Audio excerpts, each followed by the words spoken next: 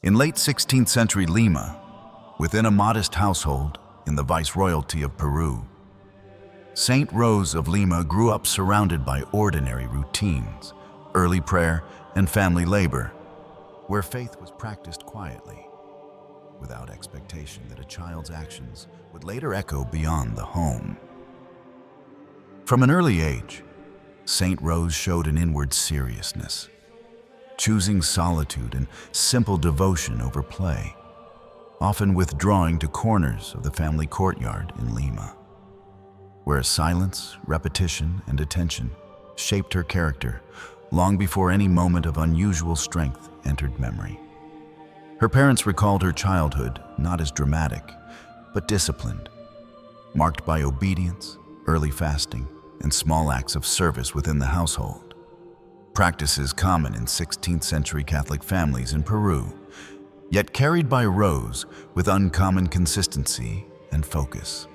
Daily life unfolded around routine tasks, carrying water, arranging goods, moving objects across the home, where Saint Rose participated without complaint, her physical effort blending into domestic rhythm, unnoticed at first, as nothing outward, yet suggested a boundary being crossed.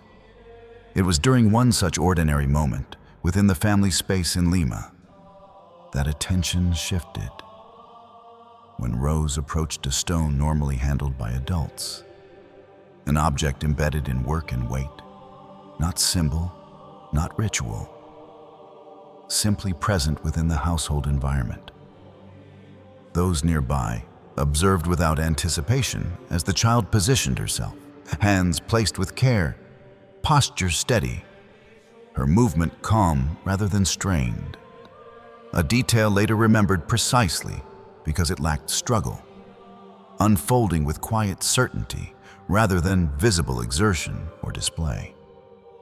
In that instant, the weight changed meaning as the stone rose where it should not, lifted by a child in 16th century Peru whose strength exceeded expectation, not through sudden force, but through controlled motion that left witnesses momentarily silent.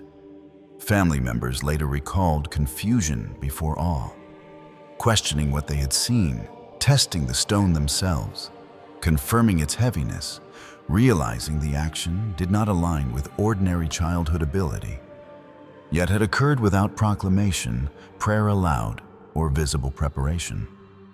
The moment passed without interpretation. No immediate claim of miracle made within the Lima household, only a quiet awareness that something uncommon had occurred, folded back into daily life, carried as memory rather than explanation or public declaration. For Saint Rose, the act did not alter her path outwardly, as she returned to routine, prayer, and restraint, leaving the weight behind, while those who witnessed remained holding an unanswered question, one that would only later find place within church memory. In the years following that childhood moment in late 16th century Lima, Saint Rose of Lima entered a period of deeper interior discipline, where physical endurance became inseparable from prayer, fasting, and restraint practiced quietly within the family home and nearby parish spaces. Her daily routine grew increasingly demanding as she accepted manual labor alongside spiritual practices, carrying burdens, tending gardens, and assisting household work in Lima, not as tests of strength, but as expressions of obedience, shaped through sustained repetition. Those closest to Saint Rose noticed that her physical capacity often exceeded expectation, yet she never referenced the earlier incident with the stone, treating effort as ordinary duty rather than exception, reflecting a temperament formed by humility rather than self-awareness. Within the cultural rhythm of 16th century Peru, such endurance was not celebrated publicly, especially in a young woman, allowing Rose's discipline to remain largely unseen, absorbed into domestic life and private devotion rather than elevated into reputation or claim. Moments of strain were met without complaint, her posture steady, breathing controlled, movements deliberate, suggesting a strength guided by inward order rather than impulse. An alignment witnesses associated more with character than physical ability. Family members later reflected that the earlier lifting of the stone did not stand alone, but fit within a pattern of quiet perseverance where tasks were completed fully, without hesitation, even when weight, fatigue, or duration would normally prompt pause.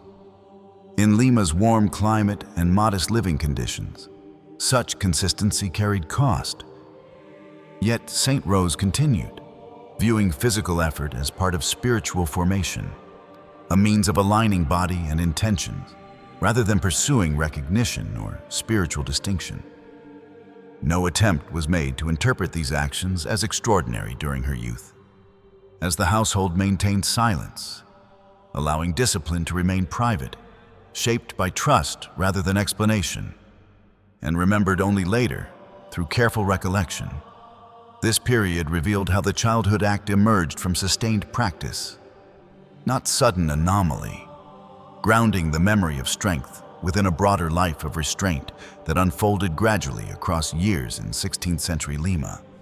By the time St. Rose approached maturity, endurance had become ordinary within her daily life, leaving observers with a quiet understanding that the earlier moment belonged to a deeper formation, still unfolding, not yet named, explained, or displayed.